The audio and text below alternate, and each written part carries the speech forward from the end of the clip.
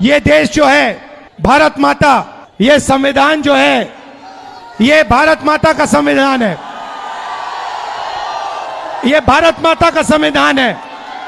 इसको अंबेडकर जी ने, गांधी जी ने, नेहरू जी ने, पटेल जी ने लिखा है, बनवाया है, मगर इसमें 3000 साल पुरानी आवाज है, हिंदुस्तान की आत्मा की आवाज है।